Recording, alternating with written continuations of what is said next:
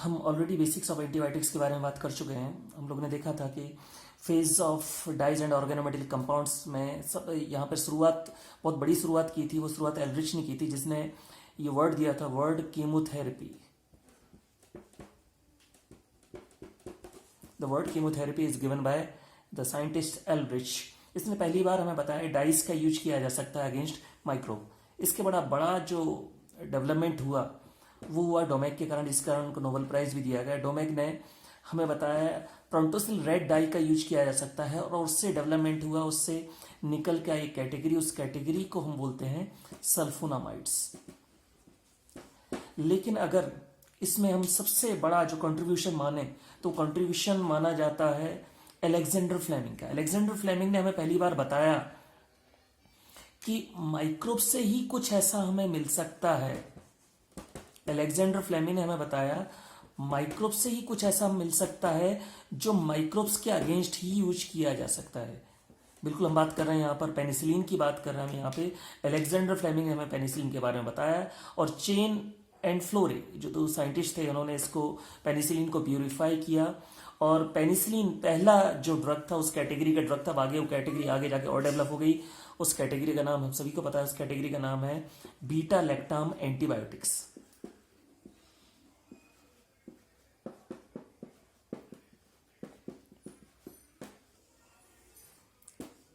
Beta lactam antibiotics की अगर हम बात करें, बीटा लैक्टाम एंटीबायोटिक्स की अगर हम बात करें तो इस कैटेगरी में पहला जो बड़ा नाम आता है वो है penicillins. Penicillins was originally obtained from Penicillium notatum. Now its commercial source is Penicillium crassulaceae.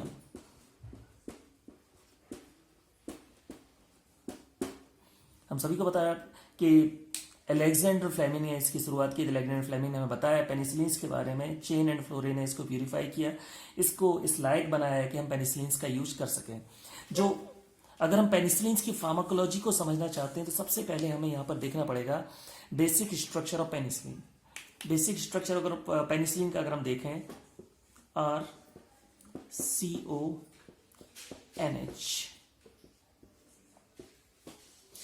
यहाँ पर अगर हम देखेंगे जिसके कारण ये नाम पड़ा है,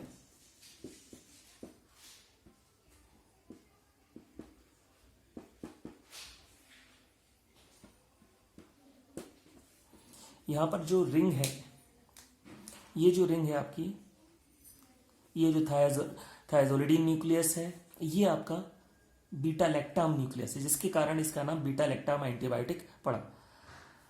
अगर हम जितने भी बीटा लैक्टाम एंटीबायोटिक्स की बात करें, जितने भी आपके बीटा लैक्टाम एंटीबायोटिक, फिलहाल हम इसकी यहाँ पर बात करें पेनिसिलिन्स की, लेकिन इसके बाद जो भी हम आगे डिस्कस करेंगे बीटा लैक्टाम एंटीबायोटिक्स, तो इन सब का टारगेट क्या है? Bacterial cell wall.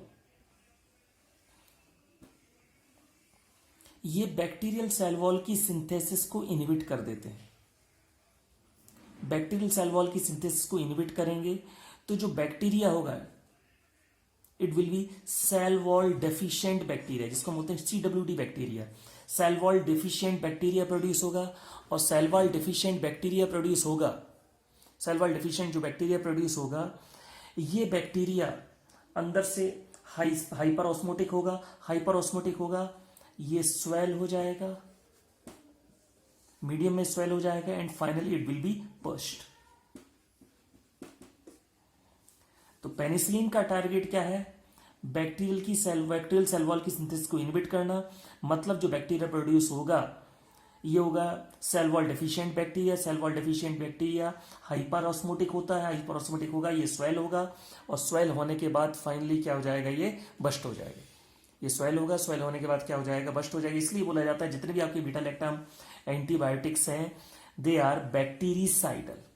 जितने भी आपके बीटा लैक्टाम एंटीबायोटिक्स हैं दे आर बैक्टीरिसाइडल। तो इनका मेन टारगेट है, इन सब का मेन टारगेट है, ये टारगेट करते हैं बैक्टीरियल सेल वॉल की सिंथेसिस को, टारगेट करते हैं सेल वॉल सिंथेसिस को इनहिबिट करते हैं। तो हम यहाँ पर रफली ये बोल सकते हैं all beta lactam antibiotics are cell wall synthesis inhibitor. अब हमारा अगला टारगेट ये है ये जानना कि ये बैक्टीरियल सेल वॉल सिंथेसिस को कैसे इनिबिट करते हैं। तो सबसे पहले हमें ये देखना पड़ेगा कि बैक्टीरिया सेल वॉल सिंथेसिस कैसे करता है। हम यहाँ पर बात कर रहे हैं mechanism action of beta lactam antibiotics की। तो यहाँ पर हमें देखना पड़ेगा कि बैक्टीरिया सेल वॉल सिंथेसिस कैसे करता है। तो अगर हम एक बैक्टीरिया की बात करें तो सेल वॉल सिंथेसिस, उसको सेल वॉल सिंथेसाइज करना बिल्कुल इस तरह से होता है जैसे एक मूर्तिकार मिट्टी की जो मूर्ति बनाता है, मूर्तिकार मूर्ति बनाता है, सबसे पहले वो क्या करता है, एक स्केलेटन तैयार करता है। स्केलेटन तैयार करेगा घास से या लकड़ी से, कुछ स्केलेटन तैयार करेगा, उसके ऊपर वो मिट्टी से एक शेप देता है। तो यहां पर भी पहले एक स्केलेटन तैयार होगा, उनमें आपस में क्रॉस लिंकिंग होगी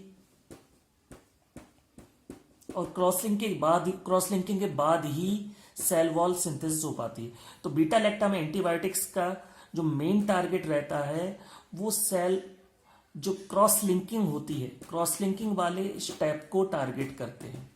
वो क्रॉस लिंकिंग नहीं होने देते। उनका मेन टारगेट है कि सेल वॉल सिंथेसिस के दौरान वहां पर क्रॉस लिंकिंग नहीं हो पाए। मेन टारगेट है उनका कि क्रॉस लिंकिंग ना होने देना। अब सबसे पहले हम देखते हैं क्रॉस लिंकिंग होती कैसे है। तो पहला पॉइंट यहां पर आता है, bacteria synthesise UDP N acetyl muramic acid pentapeptide, जिसको हम क्या बोलते हैं, पार्क न्यूक्लियोटाइड भी बोलते हैं।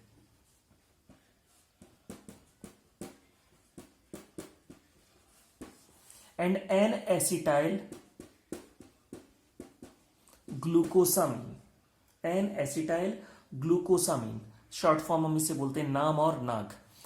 बैक्टीरिया सिंथेसाइज करता है UDP N acetyl muramic acid, जिसको हम क्या पार्क न्यूक्लियोटाइड भी बोलते हैं, और हम क्या दूसरा है आपका N acetyl glucosamine. Peptidoglycan residues of these link together, ये आपस में जुड़ते हैं, and this UDP is split off, ये यूडीपी क्या हो जाता है, निकल जाता है।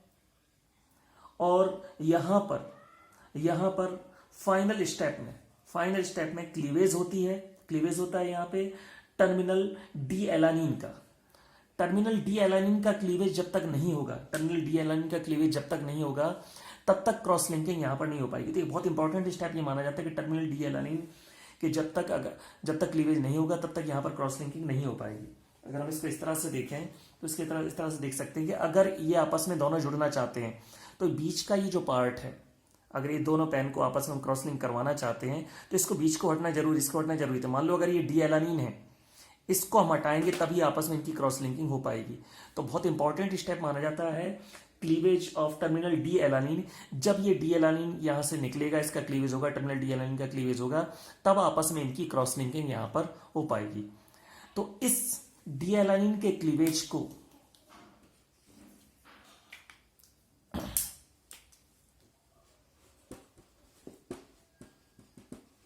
डी एलानिन के क्लीवेज जो होता है, डी एलानिन का क्लीवेज होता है, ये होता है ट्रांसपेप्टाइडेज एंजाइम के थ्रू।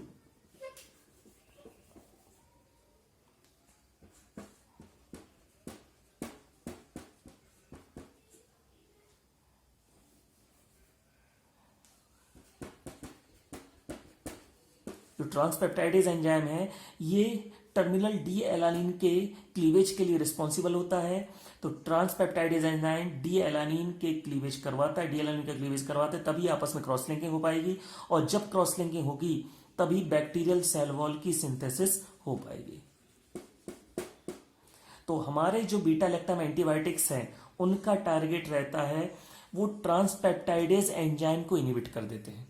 वो ट्रांसपेप्टाइडेज एंजाइम को इनिबिट कर देंगे तो वहां पर क्रॉस लिंकिंग नहीं हो पाएगी। क्रॉस लिंकिंग नहीं हो पाएगी तो सेल वॉल की सिंथेसिस नहीं हो पाएगी। सेल वॉल की सिंथेसिस नहीं हो पाएगी तो cell wall deficient bacteria produce होगा, और cell wall deficient bacteria produce होगा तो हाइपर ऑस्मोटिक होने के कारण अंदर से स्वेल होगा और क्या हो जाएगा, बस्ट हो जाएगा, and action will be bactericidal action. तो हम ये बोल सकते हैं यहाँ पे all beta lactam antibiotics are transpeptidase inhibitor. उनका टारगेट रहता है ट्रांसपेप्टाइडेज को इनिबिट करना। यहां पर अगर फिर से देखें, शुरुआत से देखें तो ये N acetyl muramic acid, N acetyl glucosamine, उनमें आपस में क्रॉस लिंकिंग होना जरूरी है। और क्रॉस लिंकिंग के लिए D alanine, terminal D alanine का क्लीवेज होना जरूरी है। टर्मिनल डी एलानिन का क्लीवेज होने के लिए ट्रांसपेप्टाइडेज एंजाइम बहुत इंपॉर्टेंट रोल प्ले करता है। हमारा जो ड्रग है बीटा लैक्टम एंटीबायोटिक्स, जो बीटा लैक्टम एंटीबायोटिक्स हैं उनका मेन टारगेट है ट्रांसपेप्टाइडेज एंजाइम। वो ट्रांसपेप्टाइडेज एंजाइम को इनहिबिट कर देंगे, ट्रांसपेप्टाइडेज एंजाइम को इनहिबिट कर देंगे तो क्रॉस लिंकिंग नहीं हो पाएगी। क्रॉस लिंकिंग नहीं हो पाएगी तो बैक्टीरियल सेल वॉल को वो रिजिडिटी नहीं मिलेगी, स्टेबिलिटी नहीं मिलेगी, बैक्टीरियल सेल वॉल सिंथेसिस नहीं हो पाएगी, cell wall deficient bacteria produce होगा। Cell wall deficient bacteria swell हो जाएगा और बस्ट हो जाएगा। Action will be bactericidal action, action हो जाएगा हमारा बैक्टीरिसाइडल एक्शन। अब यहां पर अगर हम फाइनली देखें इसको,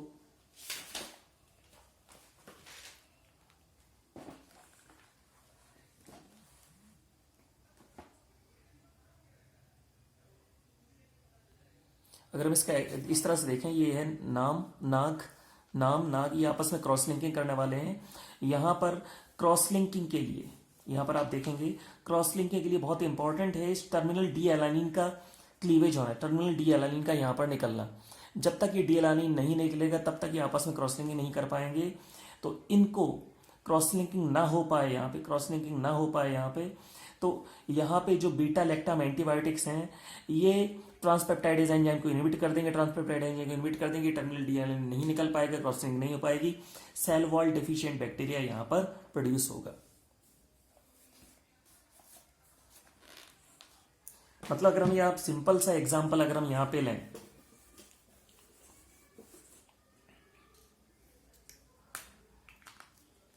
अगर एक सिंपल सा एग्जांपल लेते हैं इसको समझने के लिए कि ये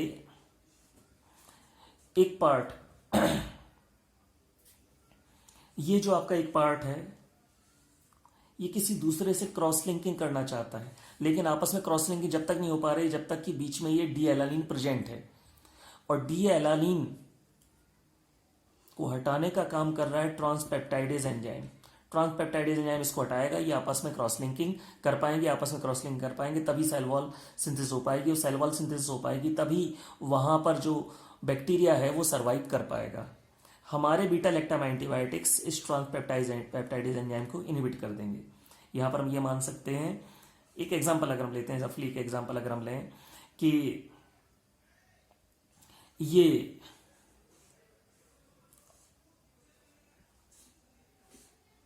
पति है, ये कहीं दूसरी जगह क्रॉस लिंकिंग करना चाहता है, ये कहीं दूसरी जगह क्रॉस लिंकिंग करना चाहता है, लेकिन ये तभी पॉसिबल है जब बीच से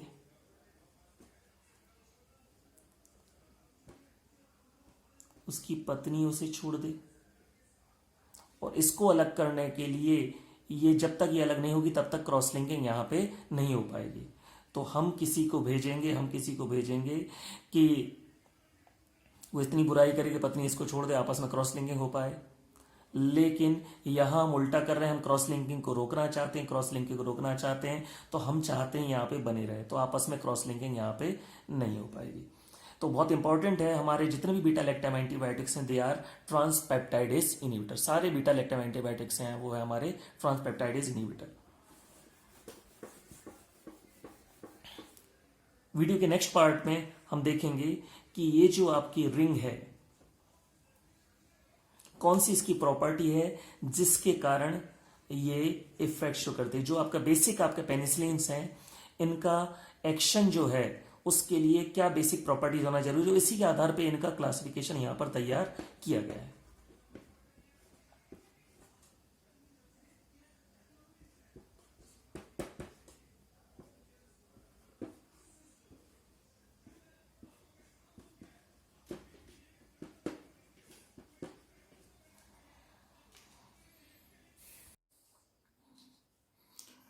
हम यहाँ पर बात कर रहे थे बीटा लैक्टम एंटीबायोटिक्स की, और बीटा लैक्टम एंटीबायोटिक्स में बेसिक जो स्ट्रक्चर आता है ये पेनिसिलिन का ये स्ट्रक्चर है। यहाँ पर जो चेंज है वो यहाँ पर आएंगे, आर पोजीशन पे चेंज आएंगे यहाँ पे। इसको हम ऑलरेडी बात कर चुके हैं, थायज़ोलिडीन न्यूक्लियस है ये आपका बीटा लैक्टम न्यूक्लियस है, ठीक है। अब यहाँ पर हम देखेंगे ये पूरा जो स्ट्रक्चर है ये कैसे एंटी माइक्रोबियल इफेक्ट देता है, कौन से फीचर्स हैं यहाँ पर जो इफेक्ट को कंट्रोल करते हैं, एक्टिविटी को कंट्रोल करते हैं, किस तरह से वो एक्टिविटी को कंट्रोल करते हैं, किस तरह से हमारी फार्माकोलॉजी का क्लासिफिकेशन डिज़ाइन हुआ, ये पूरा हम यहाँ डिस्कस करेंगे। सबसे पहले हम देखते हैं जो पहला न्यूक्लियस, पहला जो बेसिक स्ट्रक्चर जो निकल के आया पेनिसिलिन का, इट वाज बेंजाइल पेनिसिलिन। यहाँ आर की जगह बेंजाइल ग्रुप है।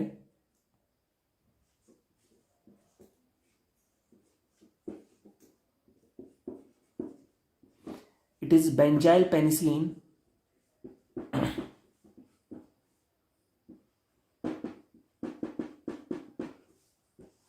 जिसको हम बोलते हैं पेनिसिलिन जी, बेंजाइल पेनिसिलिन, इसको हम बोलते हैं पेनिसिलिन जी। इसके साथ सबसे बड़ी प्रॉब्लम ये थी कि ये गैस्ट्रिक HCl में डिग्रेड हो जाता।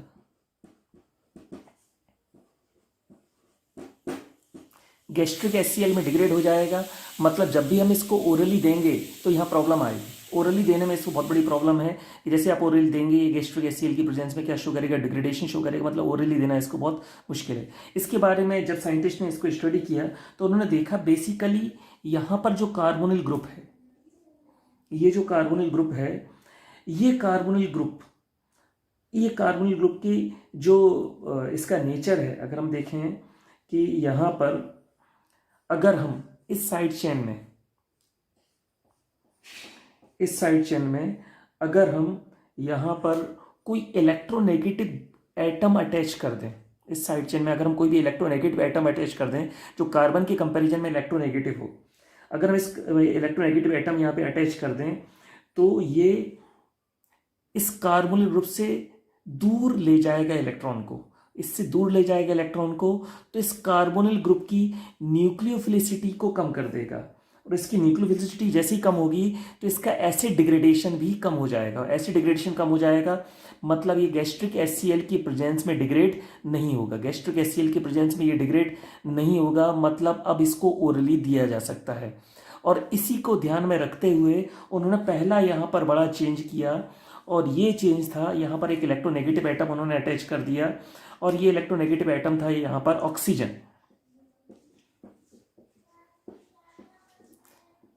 फिनाइल और मिथाइलिन के बीच में यहाँ पर उन्होंने ऑक्सीजन अटैच कर दिया, फिनॉक्सी मिथाइल पेनिसिलिन। और ये जो फिनॉक्सी मिथाइल पेनिसिलिन है इसी को हम बोलते हैं penicillin V. Phenoxy methyl penicillin को हम बोलते हैं पेनिसिलिन वी। अब यहाँ पर एक इलेक्ट्रोनेगेटिव एटम अटैच हो गया, तो जो इलेक्ट्रोनेगेटिव ऑक्सीजन है, this electronegative oxygen of acyl side chain has more acid solubility. ये क्या कर देगा, इसको ज्यादा acid soluble acid stability, it provide more acid stability as compare to penicillin G. यहाँ पर बेसिक कॉन्सेप्ट ये है कि साइड चेन में आप जितने भी इलेक्ट्रोनेगेटिव एटम यहाँ पे आप अटैच करते जाएंगे, इस कार्बोनिल ग्रुप से दूर चले जाएंगे इलेक्ट्रॉन, इससे दूर चले जाएंगे इलेक्ट्रॉन, मतलब इसकी न्यूक्लियोसिटी कम हो जाएगी, मतलब एसिड की प्रेजेंस में इसकी स्टेबिलिटी बढ़ जाएगी, एसिड की प्रेजेंस में स्टेबिलिटी इसकी बढ़ जाएगी, मतलब ये एसिड स्टेबल बन जाएगा। पहला एग्जांपल यहाँ पे निकल के आता है पेनिसिलिन वी। तो पेनिसिलिन वी इसलिए एसिड स्टेबल है क्योंकि यहाँ पर साइड चेन में क्या है, इलेक्ट्रोनेगेटिव एटम, और ये कौन सा है आपका ऑक्सीजन, फिनॉक्सीमिथाइल पेनिसिलिन या पेनिसिलिन वी की अगर हम बात करें तो यहाँ पे इलेक्ट्रोनेगेटिव साइड चेन में इलेक्ट्रोनेगेटिविटी एटम की इलेक्ट्रोनेगेटिविटी एसिड स्टेबिलिटी को बढ़ा सकता है। यही कारण है पेनिसिलिन जी के कंपेरिजन में ज्यादा एसिड स्टेबल है। Now it can be given orally, इसको ओरली दिया जा सकता है। पहला इंपॉर्टेंट पॉइंट यहाँ पे निकल के आया। अगला इंपॉर्टेंट पॉइंट यहाँ पर आता है कि जो हमारे पेनिसिलिन जी के साथ में जो भी आगे रिसर्च हुई है, जो भी आगे डेवलपमेंट हुआ है, वो क्योंकि प्रॉब्लम थी, किसके साथ में प्रॉब्लम थी, पेनिसिलिन जी के साथ में प्रॉब्लम थी। पेनिसिलिन जी के साथ में अगली बड़ी प्रॉब्लम थी, जैसे मान लो पेनिसिलिन जी को हमने भेजा बैक्टीरिया को किल करने के लिए, बैक्टीरियल सेल वॉल की सिंथेसिस को इनहिबिट करने के लिए, बैक्टीरिया को किल करने के लिए। ये बैक्टीरिया हो गया, इसको किल करने के लिए हमने भेजा था पेनिसिलिन जी को, लेकिन ये बैक्टीरिया सेल्फ प्रोटेक्शन जानता था। इसने अपने बचाव में एक फैमिली ऑफ एंजाइम प्रोड्यूस किया बीटा लैक्टामेस, जिसमें बहुत ही कॉमन है आपका पेनिसिलिनेस। बीटा लैक्टामेज में ही अगर हम देखें तो बहुत ही कॉमन है आपका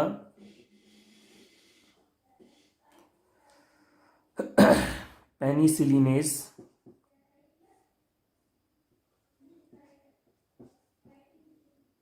पेनिसिलिनेस, बीटा लैक्टामेज पेनिसिलिनेस, ये क्या करेगा, ये इस बीटा लैक्टाम रिंग को ओपन कर देगा, इस बीटा लैक्टाम रिंग को ओपन कर देगा। मतलब जो पेनिसिलिन इसको किल करने के लिए आया था, जो पेनिसिलिन जी हमने इसको किल करने के लिए भेजा था, जो इसको मारने के लिए भेजा था, वो इस पेनिसिलिन जी के स्ट्रक्चर को ही खत्म कर देगा। मतलब ये पेनिसिलिन जी काम का नहीं रहेगा।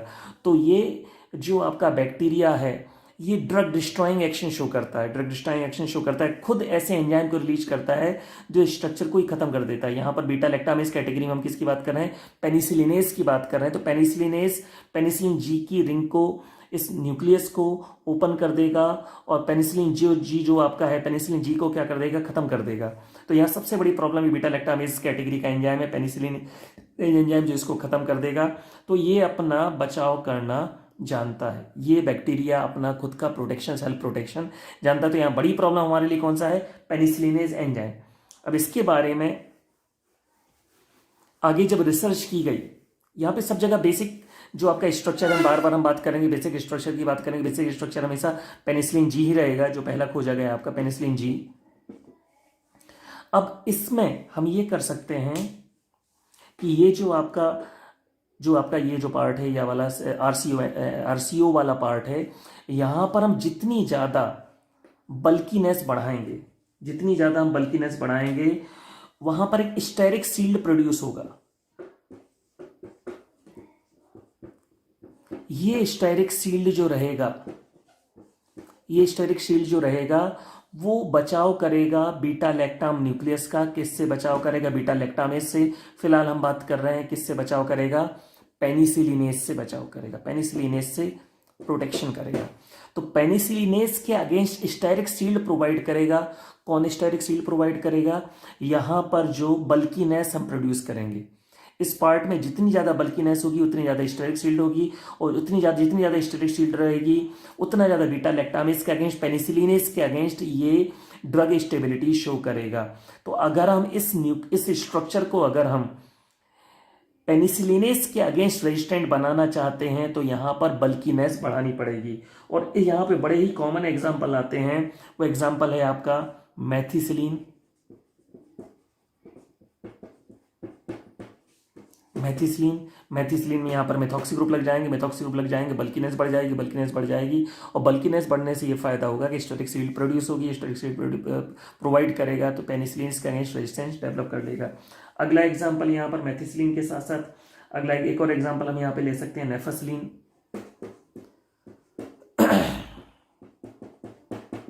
नेफेसिलिन में यहाँ पर बेंजीन की जगह नेफ्थेलिन रहता है, तो नेफ्थेलिन भी क्या करेगा, बल्कीनेस को बढ़ा देगा, बल्कीनेस को बढ़ा देगा, स्टेरिक शील्ड प्रोड्यूस करेगा, स्टेरिक शील्ड प्रोड्यूस करेगा।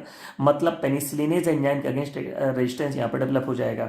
तो मेथिसिलिन और nafcillin they both are penicillinase resistant beta lactam antibiotics, penicillinase resistant penicillin. दोनों एग्जाम्पल हो गए हमारे मेथिसिलिन और नेफेसिलिन के। अगला यहां पर इंपॉर्टेंट एग्जाम्पल ये आता है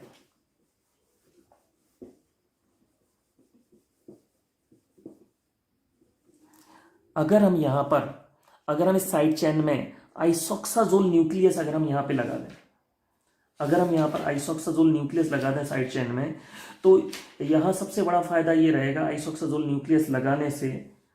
जैसे मान लीजिए यहां पे साइड चेन में हमने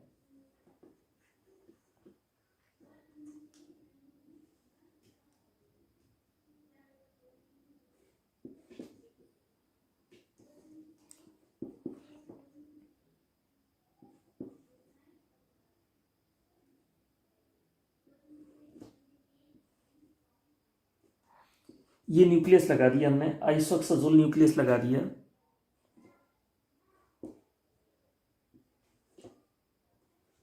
मिथाइल आइसोक्साजोल न्यूक्लियस लगा दिया हमने यहां पे, तो ये बन गया हमारा drug oxacillin.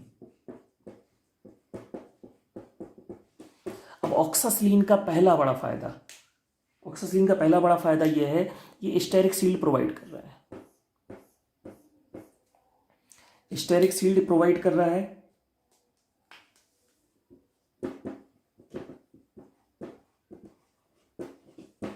Steric shield provide कर रहा है, स्टेरिक शील्ड प्रोवाइड कर रहा है मतलब ये भी कैसा हो जाएगा, पेनिसिलिनेज रेजिस्टेंट। जो ऑक्सासिलिन रहेगा ये पेनिसिलिनेज रेजिस्टेंट हो जाएगा। इसी में अगर हम यहां पर एक क्लोरीन लगा दें तो ये बन जाएगा क्लॉक्सासिलिन। ये भी स्टेरिक शील्ड प्रोवाइड कर रहा है, पेनिसिलिन रेजिस्टेंट हो गया। एक और अगर हम क्लोरीन लगा दें तो ये बन जाएगा डाइक्लॉक्सासिलिन। डाइक्लॉक्सासिलिन ये भी स्टेरिक शील्ड प्रोवाइड कर रहा है, बल्किनेस ज़्यादा स्टेरिक शील्ड प्रोवाइड कर रहा है। ये भी क्या हो जाएगा, पेनिसिलिनेज रेजिस्टेंट हो जाएगा ये। साथ ही साथ इसमें सबसे बड़ा फायदा जो यहाँ पे निकल के आएगा, वो फायदा निकल के आएगा साइड चेन में इलेक्ट्रोनेगेटिव एटम भी प्रेजेंट हैं। इलेक्ट्रोनेगेटिव एटम प्रेजेंट है तो ये बल्कीनेस के साथ साथ स्टेरिक शील्ड के साथ साथ यहाँ पर कार्बोनिल ग्रुप की न्यूक्लियोफिलिसिटी को भी कम करेगा, मतलब ये एसिड रेजिस्टेंट भी बना देगा। तो जो क्लॉक्सासिलिन है, ऑक्सासिलिन है, डाइक्लॉक्सासिलिन है, ये पेनिसिलिनेज रेजिस्टेंट तो है ही, साथ ही साथ ये एसिड रेजिस्टेंट भी हो जाएंगे। ये पेनिसिलिन रेजिस्टेंट भी रहेंगे और ये एसिड रेजिस्टेंट हो जाएंगे। यहाँ पर हम फिर से शुरुआत से देखते हैं। सबसे पहले जो आपका जो था वो था आपका पेनिसिलिन जी था। पेनिसिलिन जी में सब दो बड़ी प्रॉब्लम थी। पहली बड़ी प्रॉब्लम थी पेनिसिलिन जी में कि ये एसिड की प्रेजेंस में स्टेबल नहीं है, means it can not be given orally. इसको अवॉइड करेंगे, ओरली हम इसको नहीं देंगे, गैस्ट्रिक डिग्रेडेशन शो करेगा। उसको हमने कैसे दूर किया, यहाँ पर साइड चेन में हमने इलेक्ट्रोनेगेटिव एटम अटैच किया। पहला एग्जाम्पल यहाँ पर आया पेनिसिलिन वी। अगला इंपॉर्टेंट एग्जांपल यहाँ पर आता है कि आप बल्कीनेस बढ़ा दो, साइड चेन में बल्कीनेस बढ़ा दोगे तो स्टेरिक शील्ड प्रोवाइड करेगा, जिससे पेनिसिलिनेज के अगेंस्ट एक्टिविटी शो करने लगेगा। बेटा लैक्टामेज कैटेगरी जो पेनिसिलिन एंजाइम है उसके अगेंस्ट स्टेबिलिटी शो करने लगेगा, स्टेबिलिटी शो करने लगेगा, मतलब ये डिग्रेड नहीं होगा उनके प्रेजेंस में। यहाँ पर एग्जाम्पल आया आपका मेथिसिलिन, नेफरसिलिन। लेकिन ऑक्सासिलिन, क्लॉक्सासिलिन, डाइक्लॉक्सासिलिन में दोनों चीजें हैं।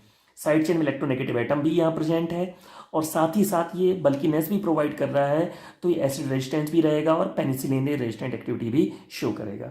तो यहाँ पर सबसे पहले हम नेचुरल पेनिसिलिन की हमने बात की, सेमी सिंथेटिक पेनिसिलिन। अगर हम इसका अल्टरनेट देखें तो पेनिसिलिन वी की हमने बात की, सेमी सिंथेटिक में हमने बात की यहाँ पे मेथिसिलिन, नेफरसिलिन की बात की, क्लॉक्सासिलिन, ऑक्सासिलिन और डाइक्लॉक्सासिलिन की बात की। अब अगले इंपॉर्टेंट पार्ट पे आते हैं। अगर हम फिर से बेसिक इसको स्ट्रक्चर बना दें तो हमारा बेसिक स्ट्रक्चर, इसके साथ बहुत सारी प्रॉब्लम थी और वो स्ट्रक्चर था हमारा बेंजाइल पेनिसिलिन।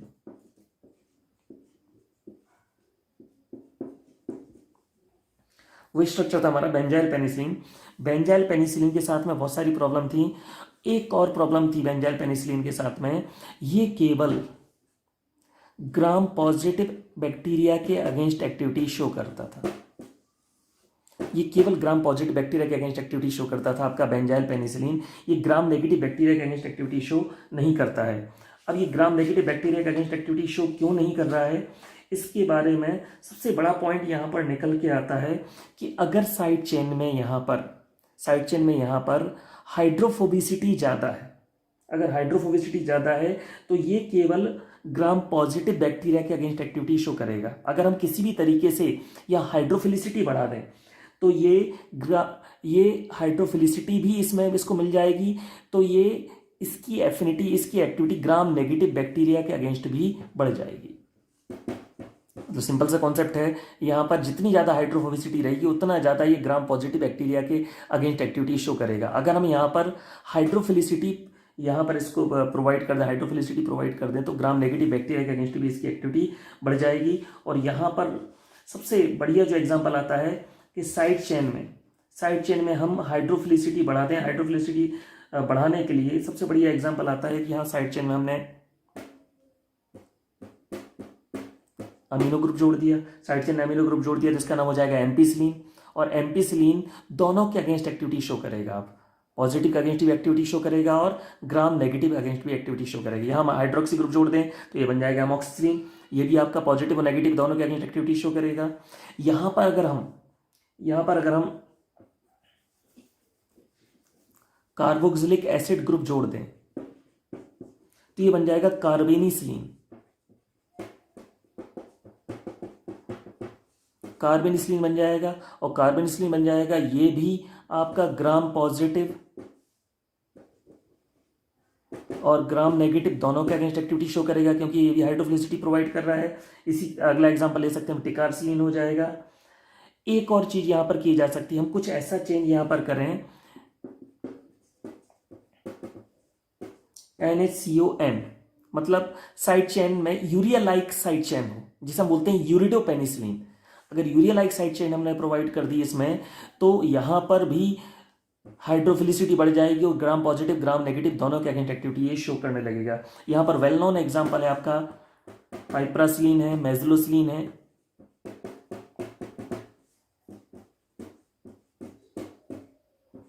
मतलब हमने यहां पर बार बार चेंज करके, हमने यहां पर साइड चेन में बार बार चेंज करके यहां पर एक्टिविटी को एक्सटेंड कर दिया है। तो इसलिए जितने भी ये जो आपके ड्रग हैं, एम्पिसिलिन है, एमॉक्सिसिलिन है, पाइप्रासिलीन है, टिकारसिलीन है, कार्बेनिसिलिन है, जितने भी आपके ये ड्रग हैं, ये सब हमारे फार्माकोलॉजी में क्लासिफाई किए गए हैं एक्सटेंडेड स्पेक्ट्रम पेनिसिलिन में। जो केवल बेंजाइल पेनिसिलिन आपका ग्राम पॉजिटिव बैक्टीरिया के अगेंस्ट एक्टिविटी शो कर रहा था, अब वो ग्राम नेगेटिव बैक्टीरिया के अगेंस्ट भी एक्टिविटी शो करने लगेगा, और वो केवल किसके थ्रू, यहां पर साइड चेन में हमने हाइड्रोफिलिसिटी प्रोवाइड की। तो ओवरऑल अगर हम इसको देखें, बेसिक स्ट्रक्चर हमारा था पेनिसिलिन जी। पेनिसिलिन जी की पहली बड़ी प्रॉब्लम एसिड की प्रेजेंस में डिग्रेडेशन शो कर रहा था। दूसरी प्रॉब्लम ये पेनिसिलिनेज एंजाइम की प्रेजेंस में डिग्रेड हो रहा था, वो इसकी बीटा लैक्टम रिंग को ओपन कर रहा था। और तीसरी बड़ी प्रॉब्लम ये नैरो स्पेक्ट्रम था, केवल ग्राम पॉजिटिव बैक्टीरिया के अगेंस्ट एक्टिविटी शो कर रहा था। इन तीनों प्रॉब्लम को हमने दूर कर लिया। अब इन तीनों प्रॉब्लम को हम कैसे दूर कर लिया, अगर हम इसको एक साथ समराइज करें, हम यहाँ पर क्या कर दें, एसिड डिग्रेडेशन को रोकने के लिए साइड चेन में इलेक्ट्रोनेगेटिव एटम अटैच कर दें। एग्जाम्पल हमारे हैं पेनिसिलिन वी हो गया, एग्जाम्पल ऑक्सासिलिन हो गया, क्लॉक्सासिलिन हो गया, डाइक्लॉक्सासिलिन है।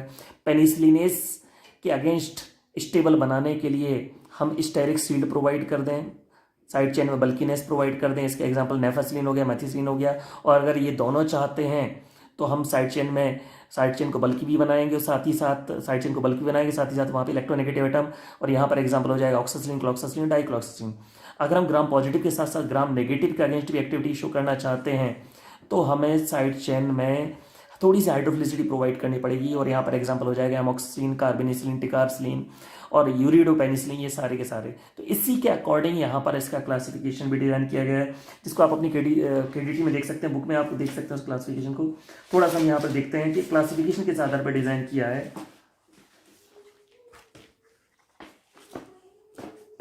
अगर आप देखें क्लासिफिकेशन में पहला पार्ट जो है आपका नेचुरल, जिसकी हम शुरुआत से बात कर रहे हैं, नेचुरल पेनिसिलिन, पेनिसिलिन जी है आपका।